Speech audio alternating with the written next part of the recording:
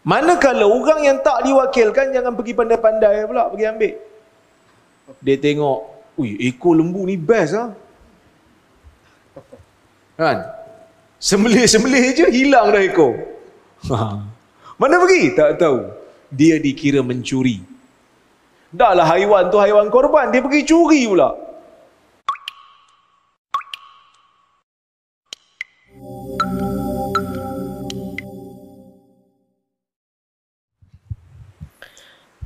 Okey, persoalan yang seterusnya, Doktor, boleh ataupun tidak tukang sembelih ataupun tim sembelihan diambil daging korban untuk dijadikan sebagai upah?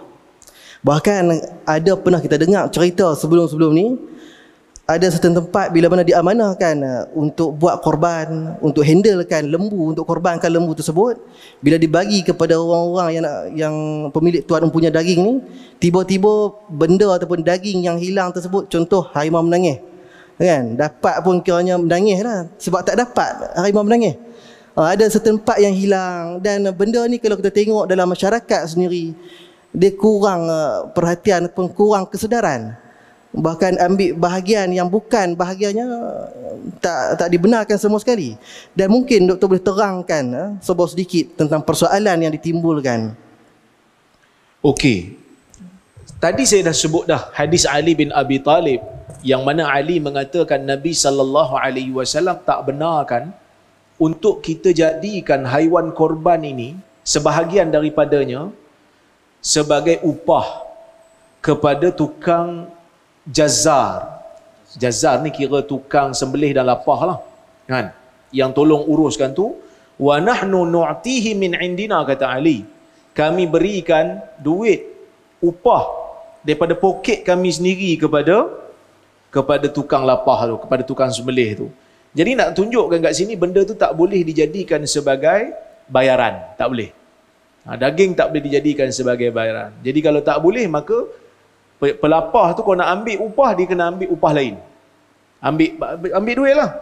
Dia ambil duit. Saya kata kalau saya nak saya lapah, saya ambil charge lah RM200 untuk satu ekor lembu. So kita bayar pakai duit kita. Okay, itu pertama.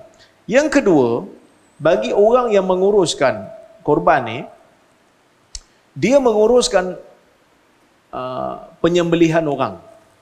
Asalnya kita elok sembelih sendiri dengan tangan kita, kan? Seperti mana Nabi SAW sembelih sendiri dengan tangan Nabi 2 ekor kibas yang Nabi korbankan, iaitu yang saya sebut tadi, bikabsyain amlahin, 2 kibas yang berwarna putih dengan sedikit tumpuk hitam menurut tafsiran sebagian ulama. Okey, kalau tak mampu, dia tak berapa confident. Sebenarnya sembelih ni senang aja, tapi dia tak berapa confident lah ustaz. Dia kata takut nanti lepas saya sembelih dia bangun, dia lari balik. Takut, kan? Jadi dia tak confident, dia wakilkan kepada kita. Jadi bila dia wakilkan pada kita, kita kena tahu akad wakalah, akad perwakilan ni, dia ada butiran-butiran yang mana kita kena patuhi. Kalau dia kata saya wakilkan awak untuk sembelih sahaja dan lapah, maka wakil tu perlu ikut yang tu lah, sembelih dan lapah. Tak boleh ambil, kan? Jangan pergi ambil pula. Dia suruh, dia akad wakil kita untuk apa? Sembelih, lapah, sudah. Dan kita dah sembelih, dah lapah, dah potong, letak satu tempat. Tuan, ini haiwan sembelihan tuan tadi, korban tuan tadi dah selesai. Jadi macam mana cara nak buat ni?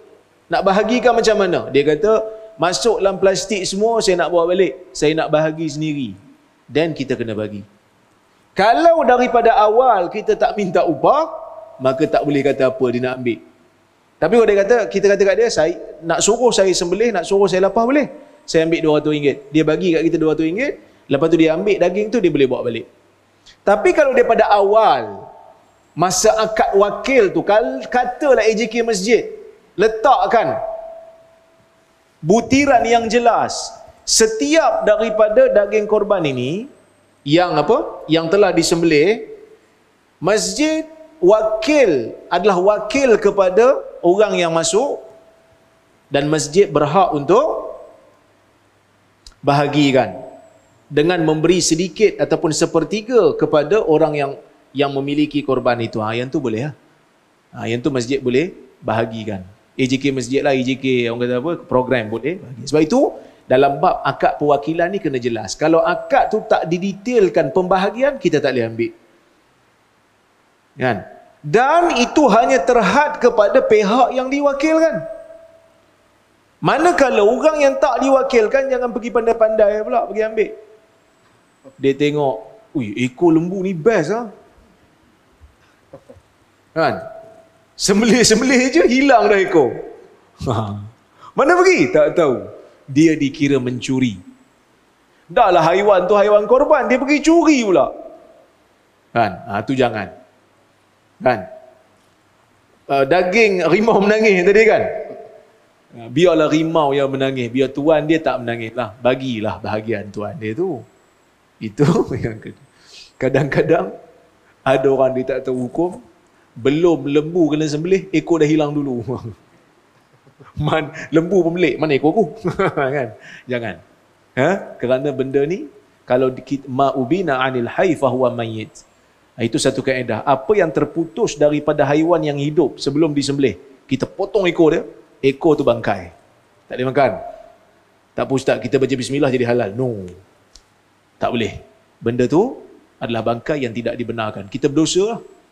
Kerana ambil harta orang tanpa izin. Wallahu a'lam.